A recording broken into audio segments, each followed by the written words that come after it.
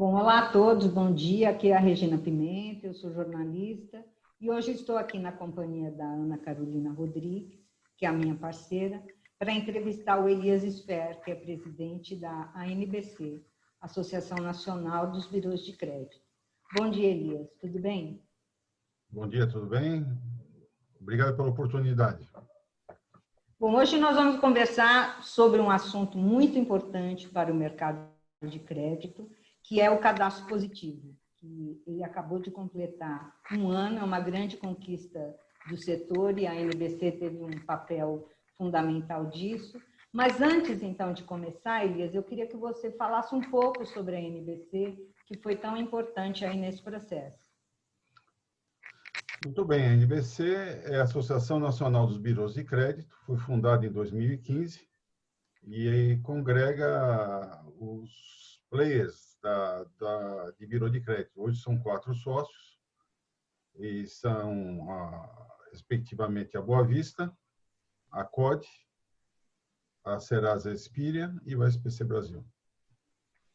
E só para a gente esclarecer, que é uma dúvida que as pessoas têm, a ANBC não é gestora de banco de dados, certo?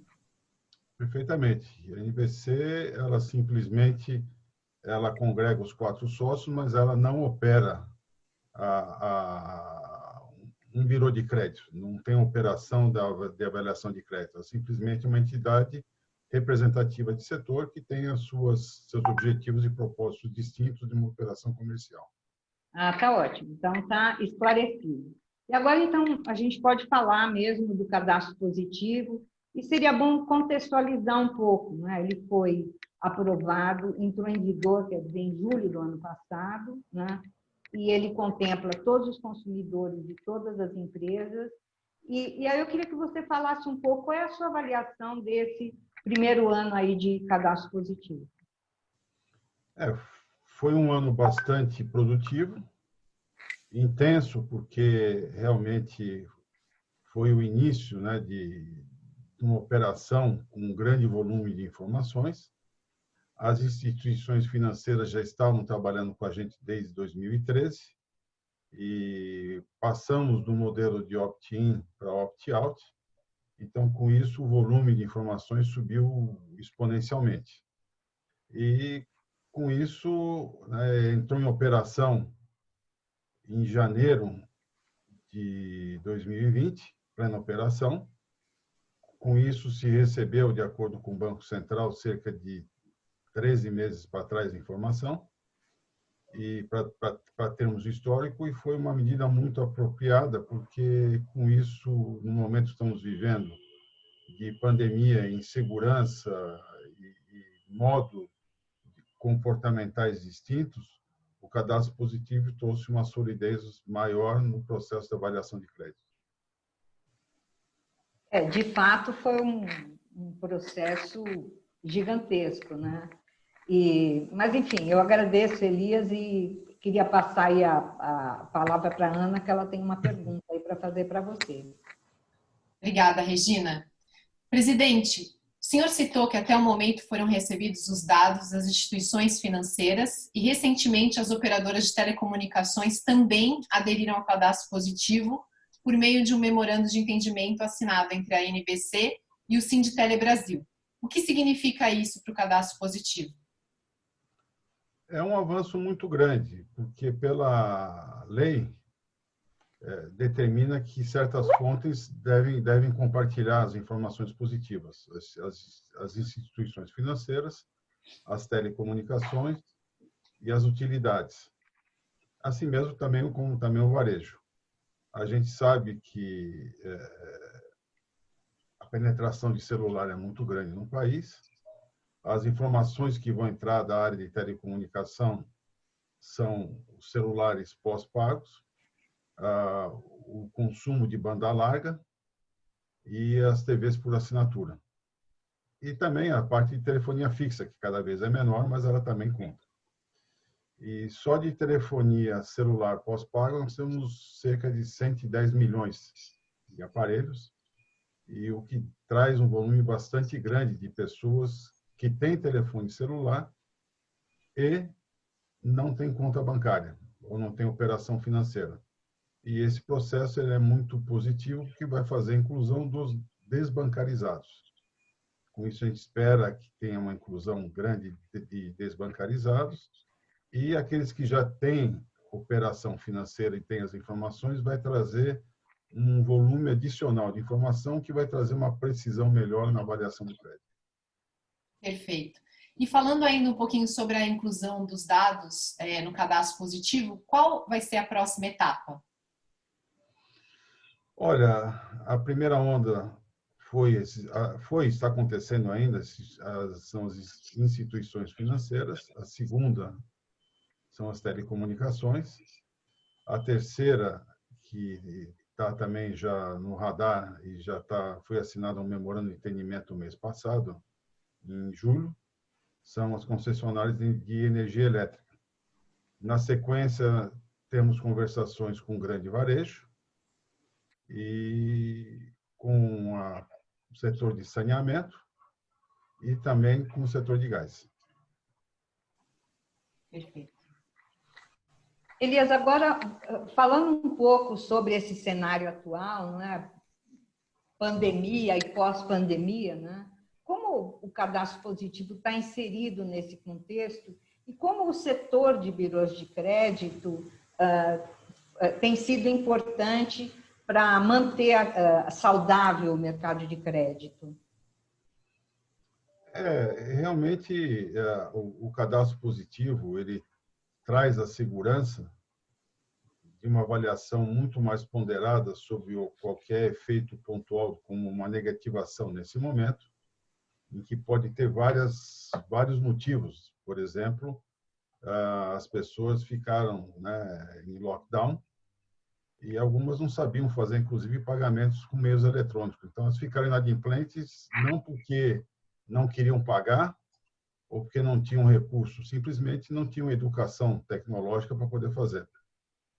E, ao mesmo tempo, algumas pessoas, por questão de perdas de receita, seja em PJ, ou seja, inclusive em pessoa física, porque perdeu o emprego ou reduziu o salário, acabou ficando com problema em pagamento, e é uma situação pontual.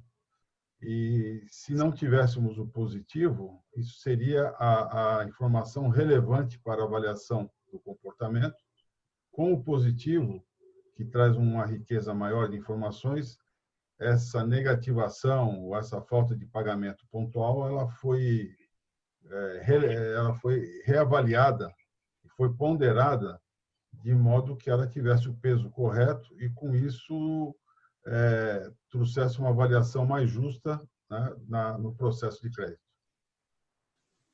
Elias, e voltando um pouco a esse processo de entrada de determinados setores, qual é a previsão de que esse processo estará completo?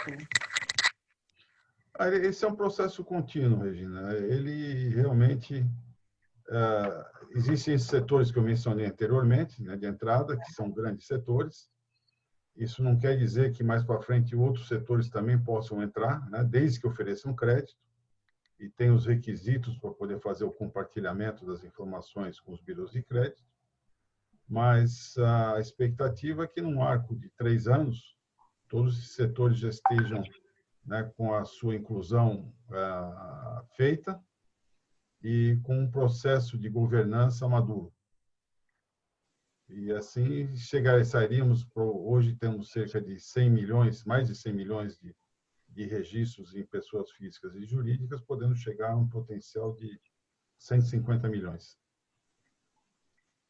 Elias, enfim, basicamente eram essas as questões que a gente queria colocar para você a respeito dessa conquista que foi o cadastro positivo, que está completando aí 1 ano.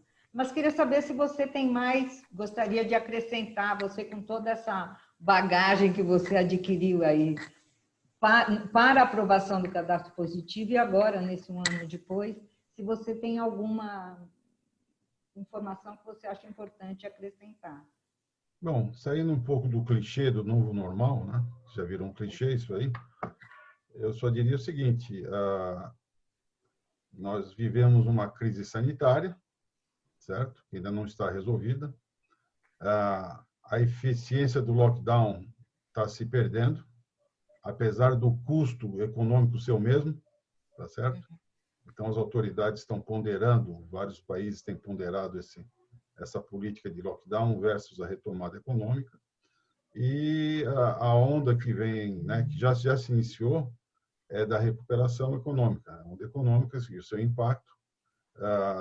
As instituições financeiras as privadas fizeram o papel delas de renegociação, certo? No primeiro momento, repactuando vários contratos.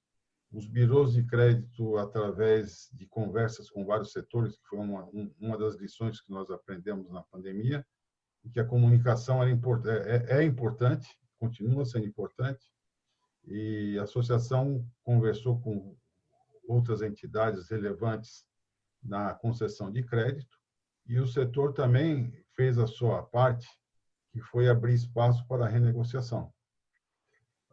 Nesse momento, existem 8 práticas internacionais, melhores práticas para lidar com uma situação desse tipo.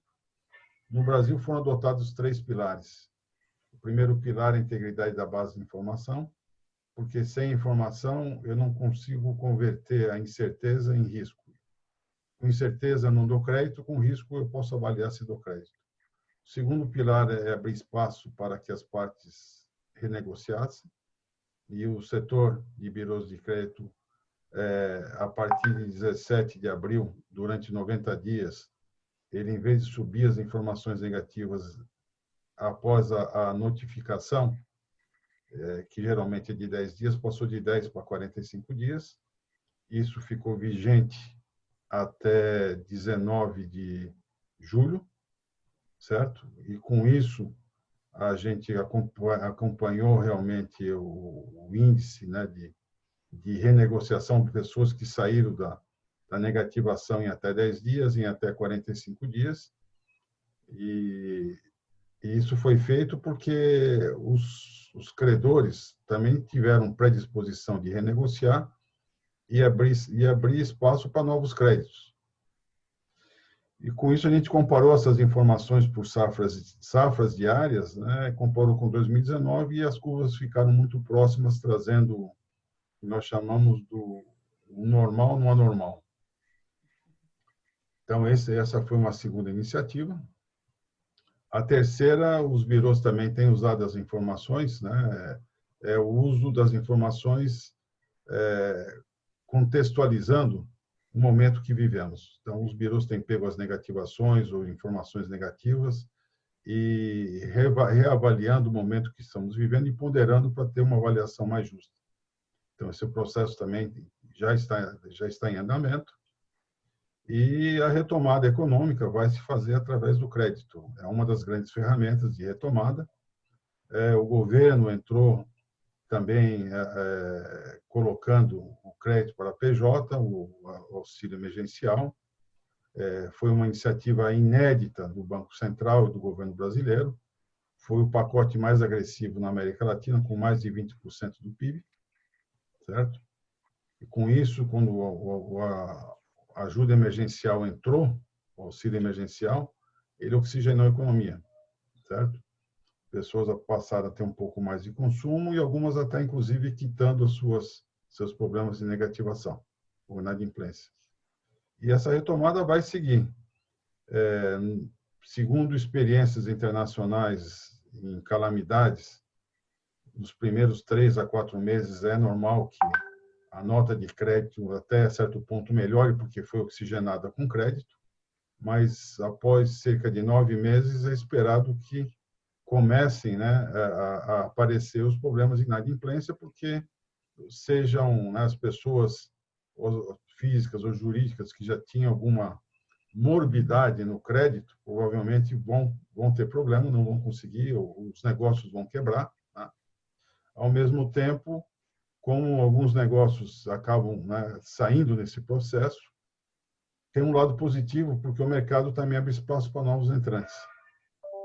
Então, a nossa visão é que mais até o fim do ano, o fluxo econômico dos vários setores estejam estabilizados num novo patamar de operação, e a gente só deve alcançar os níveis de PIB de 2019, provavelmente em 18 meses, a 24 meses. Ainda temos um caminho aí para percorrer, né? Mas, enfim, de fato, o setor de bilhões de crédito teve uma contribuição muito importante para dar continuidade aí ao crédito saudável, né? Então, Elias, foi uma medida setorial, né? É verdade. Foi uma iniciativa do próprio setor, não teve pressão de ninguém, e com isso não se necessitou nenhuma legislação, porque o mercado se autorregulou, se autoajustou, e com isso seguimos em frente. Tá ótimo, então, Elias. Muito obrigada pelas informações, obrigada pela entrevista, e em breve a gente volta com outro assunto. Ok. Obrigado aí pela oportunidade e fico à disposição.